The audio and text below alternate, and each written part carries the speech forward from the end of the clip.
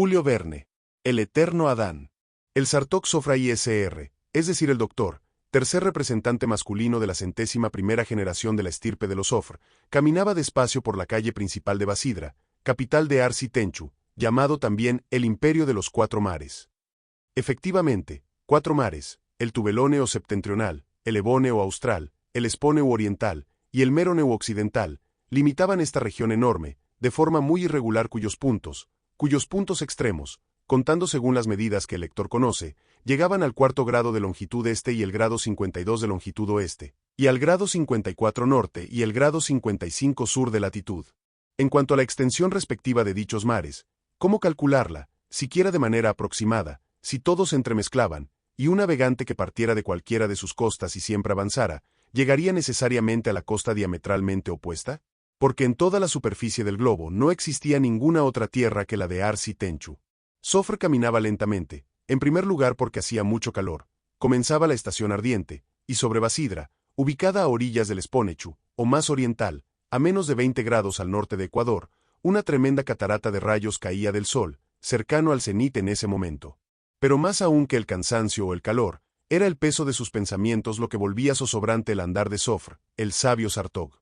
Enjugándose la frente con mano distraída, evocó la sesión que acababa de terminar, donde tantos oradores elocuentes, entre los que se encontraba con orgullo, habían celebrado esplendorosamente los 195 años del imperio. Algunos habían delineado toda su historia, es decir, la de la humanidad entera. Habían mostrado a Maari Temchu, la tierra de los cuatro mares, dividida originariamente en una inmensa cantidad de poblaciones salvajes que se ignoraban entre sí. Las tradiciones más antiguas se remontaban a esas poblaciones.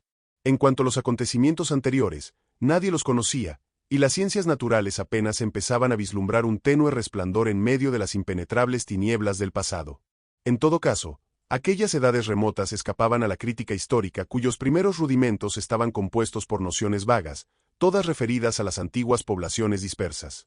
Por más de 8000 años, la historia cada vez más completa y exacta de Maari Tenchu narraba solamente combates y guerras, al principio entre individuos, luego entre familias, y por último entre tribus, ya que cada ser viviente, cada comunidad grande o pequeña, tenía como único objetivo, a través de los siglos, asegurar su supremacía sobre sus enemigos, y se había esforzado, con distinta suerte, por someterlos a sus leyes.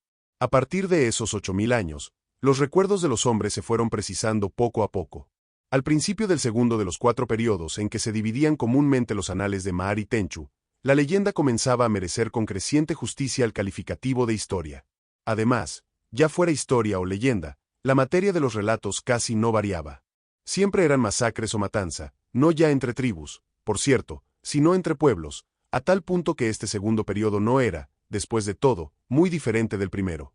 Y lo mismo sucedía con el tercero, que había concluido hacía apenas 200 años, luego de una duración aproximada de 6 siglos. Tal vez esta tercera época haya sido más atroz todavía, pues durante la misma, agrupados en ejércitos innumerables, los hombres habían regado la tierra con su sangre con insaciable furor. En efecto, poco menos de 8 siglos antes del momento en que el Sartok Sofr caminaba por la calle principal de Basidra, la humanidad se hallaba preparada para enormes convulsiones. En ese momento, las armas, el fuego y la violencia ya habían llevado a cabo parte de su obra necesaria, pues los débiles habían sucumbido antes los fuertes y los hombres que poblaban Maari Tenchu conformaban 3 naciones homogéneas, en cada una de las cuales el tiempo había ido atenuando las diferencias entre los vencedores y los vencidos de antaño. Fue entonces cuando una de estas naciones emprendió el sometimiento de sus vecinas.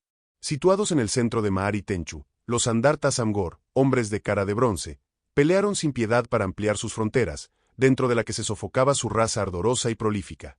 Unos tras otros, a costa de guerras seculares, vencieron a los Andart Maroris, hombres del país de la nieve, pobladores de las regiones del sur, y a los Andart Mitra Azul, hombres de la estrella inmóvil, cuyo imperio se encontraba al norte y al oeste. Habían pasado cerca de 200 años desde que la última insurrección de estos dos pueblos habían sido sofocadas en torrentes de sangre, y la tierra conocía al fin una historia de paz. Era el cuarto periodo de la historia. Un imperio único reemplaza ahora a las 3 naciones antiguas. Todos obedecían la ley de Basidra y la unión política tendía a fusionar las razas. Ya nadie hablaba de los hombres del país de la nieve ni de los hombres de la estrella inmóvil y la tierra era solo pisada por un único pueblo, los Andart Tenchu, hombre de los 4 mares, que reunía en su seno a todos los demás. Pero transcurridos esos 200 años de paz, Parecía anunciarse un quinto periodo. Desde hacía algún tiempo circulaban rumores inquietantes, venidos de quién sabe dónde. Habían aparecido pensadores, para despertar en las almas recuerdos ancestrales que se creían perdidos para siempre. El antiguo sentimiento racial renacía bajo un aspecto diferente, caracterizado por palabras nuevas. Se hablaba comúnmente de atavismo, de afinidades, de nacionalidades, etc. Todos vocablos de reciente creación, que por responder a una necesidad habían adquirido al instante derecho de ciudadanía. Siguiendo los factores comunes de origen, de aspecto físico, de tendencias morales, o simplemente de región o clima, aparecieron grupos que fueron creciendo poco a poco y ya empezaban a agitarse. ¿En qué terminaría esa evolución naciente? ¿Se disgregaría el imperio apenas formado? ¿Maari Tenchu se vería dividido como antes? En una gran cantidad de naciones dispares, o al menos, para mantener su unidad, habría que recurrir nuevamente a las horribles hecatombes que, durante tantos milenios, habían convertido la tierra en un osario.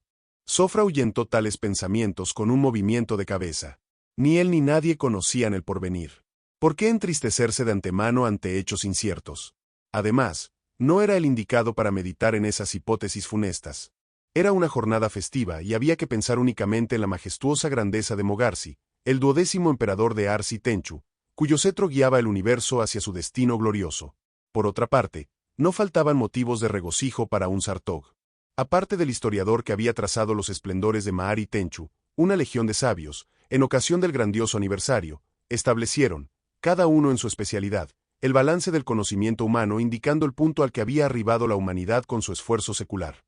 Ahora bien, si el primero había sugerido, con cierta mesura, algunas tristes consideraciones, al contar por medio de qué camino lento y tortuoso la humanidad había logrado librarse de su bestialidad original, los demás habían alimentado el orgullo legítimo de su público.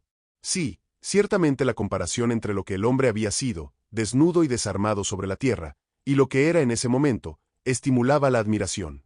Durante siglos, a pesar de sus discordias y odios fratricidas, no había interrumpido la lucha contra la naturaleza ni un instante, aumentando sin cesar el alcance de su victoria. Lentamente en un comienzo, su marcha triunfal se había acelerado de modo sorprendente desde hacía 200 años, ya que la estabilidad de las instituciones políticas y la paz universal que surgía de ellas habían provocado un fantástico progreso en la ciencia. La humanidad había vivido para el cerebro y no solo para sus miembros, en vez de consumirse en guerras insensatas, y, por eso en el transcurso de los 2 últimos siglos había avanzado con paso cada vez más veloz hacia el conocimiento y la domesticación de la materia. Sofr, mientras seguía caminando por la larga calle de Basidra bajo el sol ardiente, esbozaba en su espíritu el panorama de las conquistas del hombre. En primer lugar, era algo que se desvanecía en la noche de los tiempos. Había imaginado la escritura con el fin de fijar el pensamiento. Después el invento se remontaba a más de 500 años atrás. Había descubierto la manera de difundir la palabra es una cantidad casi infinita de ejemplares, mediante un molde único. En realidad, de este hallazgo derivaban todos los demás. Gracias a él, los cerebros se habían puesto en actividad, la inteligencia de cada uno se había visto acrecentada por la del prójimo, y los descubrimientos de orden teórico y práctico se habían multiplicado vertiginosamente, al punto de que era imposible contarlos. El hombre había socavado las entrañas de la tierra y extraía de allí el calor mineral o hulla, generoso proveedor de calor. Había liberado las fuerzas latentes del agua, y a partir de entonces el vapor arrastraba pesados convoys sobre larguísimas tiras de hierro o activaban un sinnúmero de máquinas poderosas, delicadas y precisas. Gracias a tales máquinas, tejían las fibras vegetales y trabajaban a gusto los metales, el mármol y la roca. En un dominio menos concreto o al menos de aprovechamiento menos directo o inmediato, fue penetrando gradualmente el misterio de los números, y recorrió acercándose cada vez más al infinito las verdades matemáticas. Gracias a ellas, su pensamiento había explorado el cielo. Sabía que el Sol era simplemente una estrella que gravitaba a través del espacio según leyes rigurosas, arrastrando consigo a los 7 planetas, por lo tanto los Andarti Tenchu ignoraban a Neptuno, nota del autor. Y también a Plutón, descubierto en 1930, 25 años después de la muerte de Verne, nota del traductor, de su cortejo en una órbita de fuego. Conocía tanto el arte tanto de combinar ciertos cuerpos brutos de modo tal que formaban cuerpos nuevos que no guardaran ninguna relación con los primeros, como el dividir otros cuerpos en sus elementos constitutivos y primordiales. Sometía el análisis del sonido, la luz, el calor, y empezaba a definir su naturaleza y sus leyes. 50 años antes había aprendido a producir esa fuerza de la cual el rayo y los relámpagos son la manifestación más aterradora, y pronto había logrado convertirla en su esclava. este agente misterioso ya transmitía a distancias inconcebibles el pensamiento escrito. Mañana transmitiría el sonido. Pasado mañana, qué duda cabe, la luz. Resulta evidente que los Andarti Tenchu conocían el telégrafo, pero aún ignoraban el teléfono y la luz eléctrica en el momento en que Sartok Sofr se entregaba a sus reflexiones. Nota del autor. Sí, el hombre era grandioso, más que el gigantesco universo, al que en un día no muy lejano dominaría como amo y señor. Entonces, para obtener la verdad integral, quedaría por resolver este último problema. Ese hombre, dueño del mundo, ¿quién era? ¿De dónde venía? ¿Hacia qué fines desconocidos tendía su esfuerzo inagotable? Precisamente, el Sartog había tratado este vasto tema durante la ceremonia de la que acababa de salir.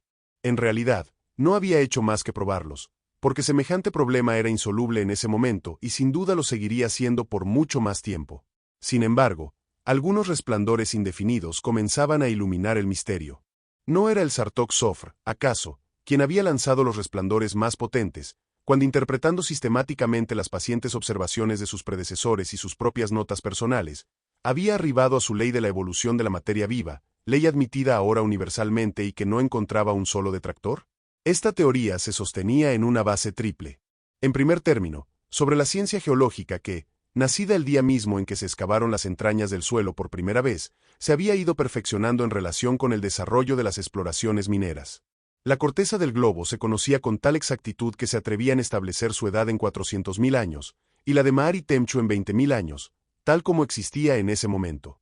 Antes, el continente yacía dormido bajo las aguas del mar, como lo testimoniaba la densa capa de limo marítima que cubría, sin interrupción, las capas de roca subyacentes. ¿Mediante qué mecanismo había brotado de debajo de las olas?